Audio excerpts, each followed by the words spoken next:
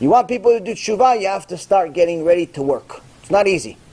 It's not easy. It's not easy to get people to do tshuva. In essence, you have to understand what this business is. What this Mishnah is telling you, to sum it all up. I'll answer more questions if you want, but to sum it all up, what's happening here? HaShem says one guy studies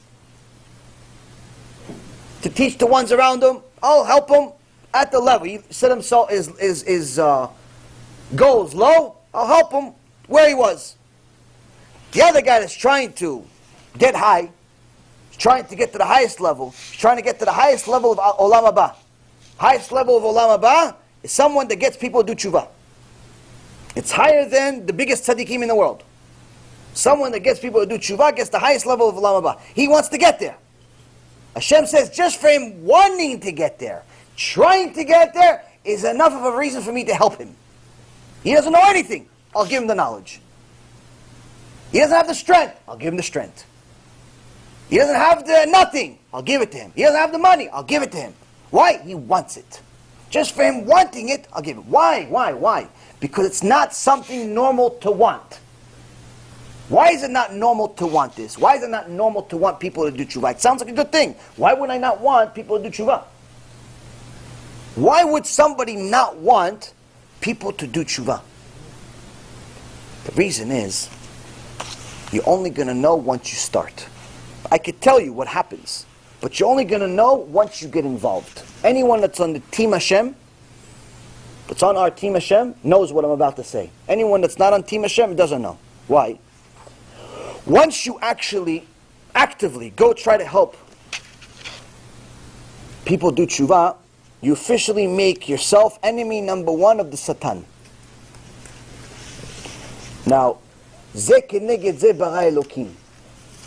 HaShem created everything measure for measure, one next to the other. And just like He created a kisei kavod for Himself, the throne of glory for Himself, He created one for the Satan. So in essence, the Satan sits there. Now for most things, Satan has employees.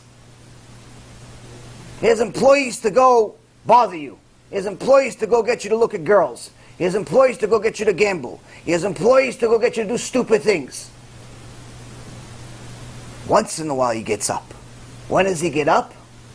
When you start stealing his employees. You start stealing his employees, he gets off the chair. You become enemy number one of the Satan. You start getting special tikkunim. Why? Because to get people to do tshuva, it's not small business. In essence, what you're doing is you're going inside Gehenom, in the fire. And you're taking people out, and you're putting them in Gan Eden. That's what Rabbi Nachman Mibreslev meant. That's what Rabbi Meir Baal HaNes meant. That's what all the tzaddikim meant.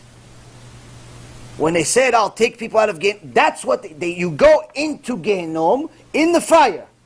You take the neshama, you put it in Gan Eden.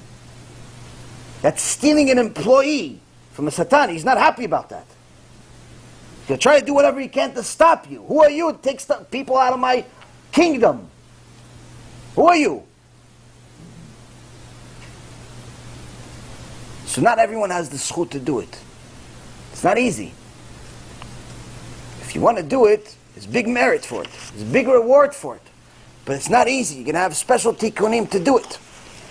Now, the Rambam says, if someone lives in a bad neighborhood, they must move. If the neighborhood in Yoreh De'ah, chapter 9, if your neighborhood is bad, full of secular people, full of Amalek, full of Kufrim, you must move. If you can't find a neighborhood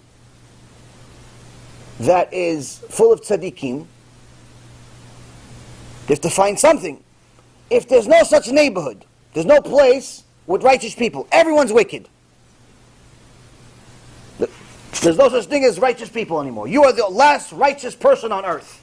Or perhaps you can't afford to go anywhere else.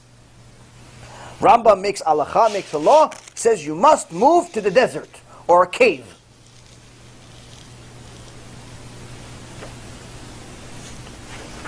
But then, In chapter 6, first halacha of Elichot Deot, the Rambam,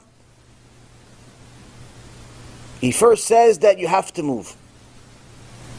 But you don't have to move if you do KIRUV. You don't have to move if you're a person that teaches Torah.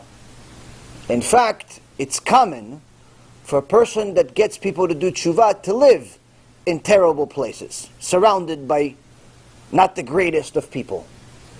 Why? What are you, above the law? Everyone else has to move to the desert except you? He says, yes. Why? He says, because when you're really doing KIRUV, that means you're doing the ultimate chesed. You're doing the ultimate giving. And when you're so busy with giving, you have no time to receive the kfirah and the sins from them. The influence from them is not going to affect you. You have no time for it. You have no time to listen to Amalek. You have no time to listen about J.C. Penney. You have no time to listen about Iran. You have no time to listen about Trump. You don't have no time for any of that stuff. Why? You're too busy helping people do tshuva. That's why you don't need to move. You don't need to move. But if you're not one of those KIRUV people, move to the desert. So you have benefits, you have pluses and minuses. But it's not easy. It's not easy.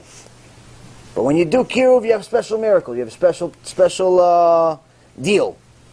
The greatest investment that a person can possibly do is to invest as much as possible into KIRUV.